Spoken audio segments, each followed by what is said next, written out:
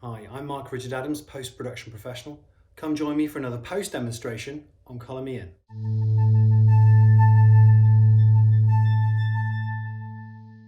Today we're going to be doing a little demo in Resolve on tracking.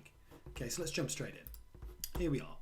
Got some clips on the timeline. Here's the edit pane here. I've got some stuff I don't really need, some offline stuff. Not really bothered about that. It's these two clips. And this will be the first ones in here we want to have a look at. So I want to be able to use the tracker to position around the face and manipulate the face, get the track to track, but also move it off screen.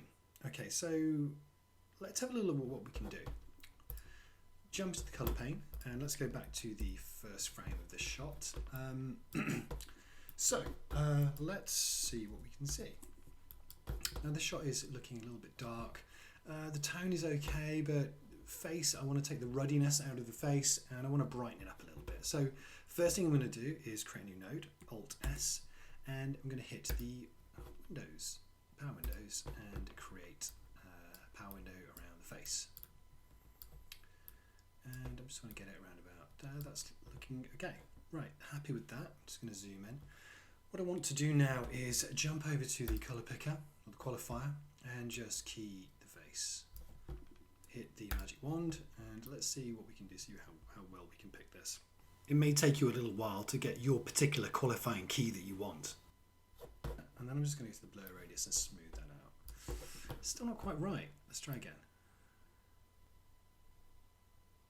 Okay, so let's go with something like that. I'm just going to turn the magic wand off. Now we have a power window over a qualifier. Okay, now all part of the same node.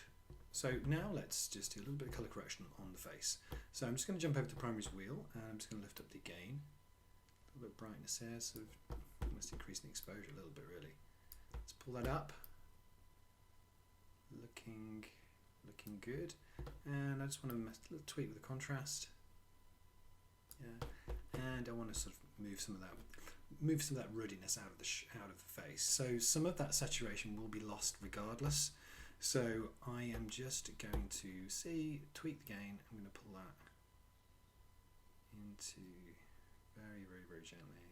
It's not too bad.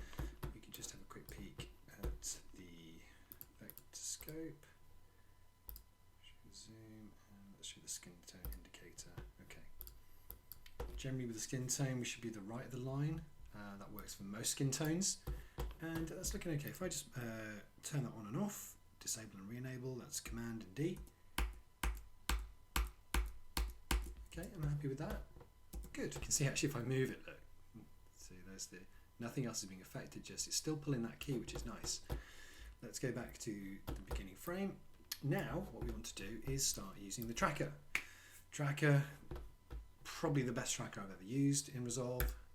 There's a tracker there. And we've got various tools. And normally it comes all pre-lit with pan, tilt, zoom, rotate, and perspective 3D. Now pan, tilt, zoom, rotate, we're going to need those because we're in a 2D space.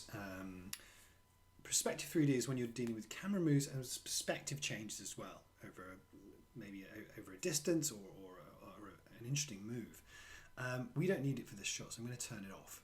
Okay, I'll show you what that looks like in a moment with it turned on the same track.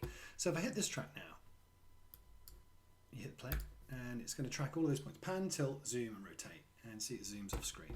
So if we just pull this through and just have a quick look at it, yeah, the track is looking nice. It's holding, and it goes back. Good, and then it loses it at the end, gets a bit confused. That's okay. Now let me show you the same thing with the perspective 3D turned on. If we just reset all that, perspective 3D and track again.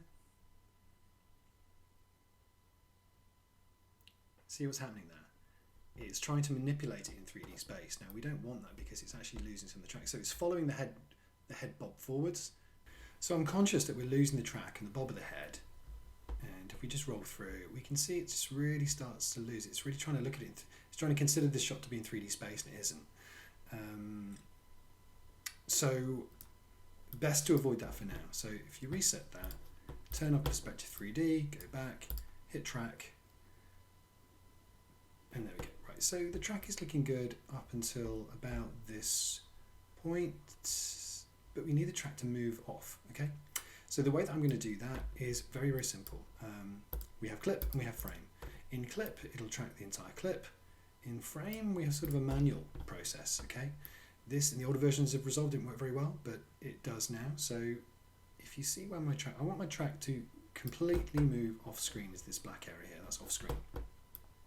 So as it gets to this point, I'm going to select frame. I'm now just going to move it just a little bit, just set a keyframe. That white diamond there is a keyframe. And now I'm going to wander completely off screen here, and I'm just going to pull the whole thing out. It doesn't matter what it does at that point. So I've got another keyframe there, just to keep it away from the side of the screen. It doesn't matter whether it gets big or small, it makes no difference because it's not on the screen, okay? So what we've done there is we've nicely added a manual pickup and moved it off screen. And that's it. That's some very, very simple exercises for track. Stay away from perspective 3D, not unless you've got some interesting camera moves, then have a go with it, have a play. Think about clip and how you can use it, and definitely work with frames because you can actually manually add in your own track if you need to. If you just need to manipulate something that maybe Resolve can't quite achieve. Thanks so much. If you enjoyed that video, give me a like or subscribe. Put in the comments down below demos you'd like to see next, but catch you next time.